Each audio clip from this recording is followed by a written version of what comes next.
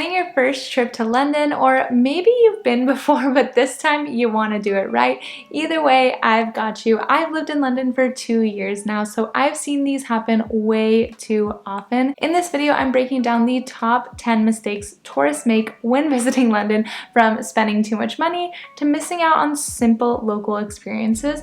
Whether it's your dream trip or just a stopover, this guide will help you avoid the rookie errors and make the most of your time in this incredible city. First up is not utilizing public transportation. London has one of the most iconic and most efficient public transportation systems in the world, and not using it is a big mistake. Some travelers stick to Ubers or taxi thinking that they're going to save time, but you're likely going to be stuck in traffic and spending way more money than you need to. The London Underground, aka the Tube, is fast, frequent, and easy to navigate with apps like City Mapper or even Google Maps. Plus, buses, trams, and overground trains can get you just about anywhere within the 9 zones. All you have to do is simply tap in and out with a contactless card or Apple Pay. Super simple and so much cheaper than paying for Ubers. For more information on how to use the Tube in London, check out this video. Second is paying for a big bus tour. I totally get the appeal of the double-decker tourist buses. You want to see the city, snap pics, and get a lay of the land, but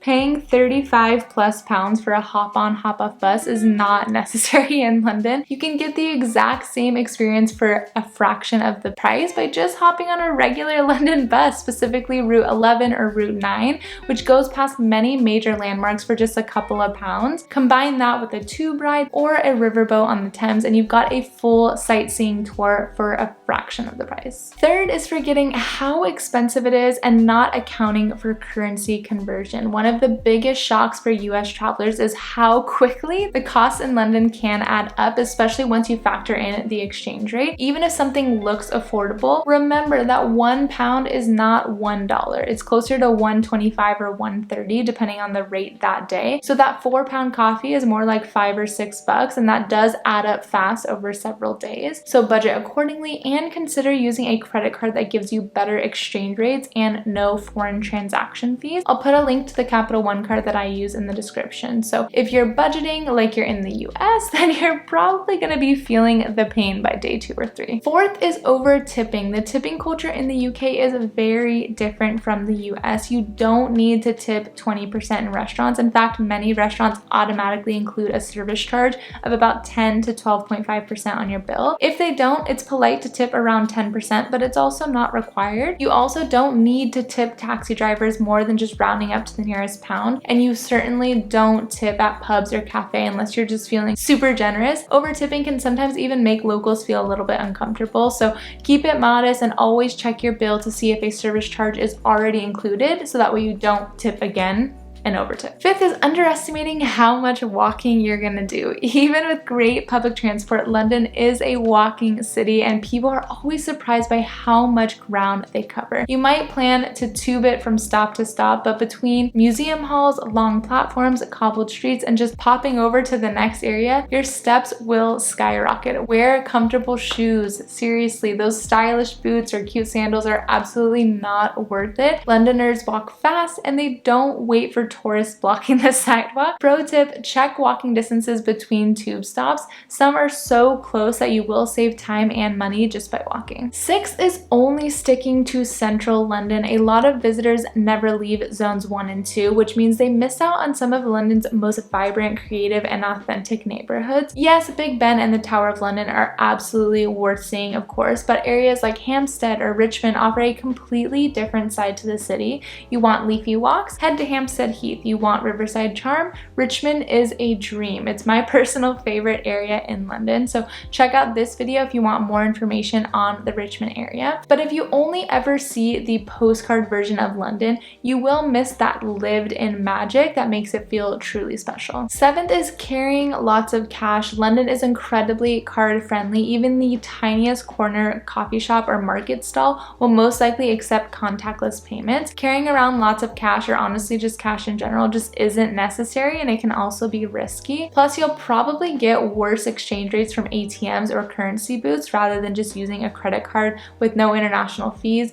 and you can use that to pay contactless wherever you go. So you can even use that card or Apple Pay on the Tube. there's no need to get an Oyster card and top it up. If you want a few notes or coins as backup, sure, but there's no need to withdraw hundreds of pounds, and definitely not at the airport exchange. 8th is getting fish and chips at a pub rather than a proper chippy. A lot of tourists head straight to the pub for their fish and chips fix, but most pubs, especially in tourist areas, don't serve the real deal. If you want authentic, crispy, golden, newspaper wrapped perfection, you need to go to a proper chippy.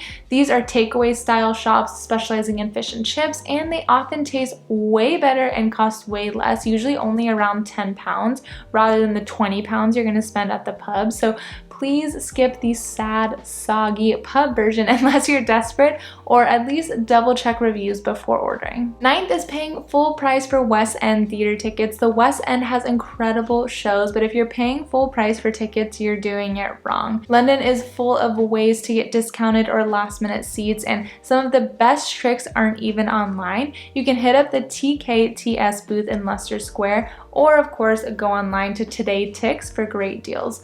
Also, some theaters offer day seats if you show up in person when the box office opens for that day's show. I once scored £22 tickets to Wicked by using the Today Tix app. With little effort, you'll pay way less and sit way closer, so it's a win-win. And last but certainly not least, at number 10, we have not knowing when the changing of the guard happens. A lot of people show up to Buckingham Palace expecting to see the changing of the guard, but it's not a daily thing, and it doesn't happen on the hour every hour or even a schedule throughout the day. It is a scheduled ceremony, and it happens Mondays, Wednesdays, Fridays, and Sundays at 11, but sometimes that does change, so make sure to check the website. If you don't look it up in advance, you could waste time waiting around or just miss it altogether. Pro tip, go early for a good viewing spot, or even better, try watching from Wellington Barracks where the guards actually start the march, but do know that it gets extremely crowded, so if crowds aren't your thing but you're still interested in seeing a changing of the guard ceremony,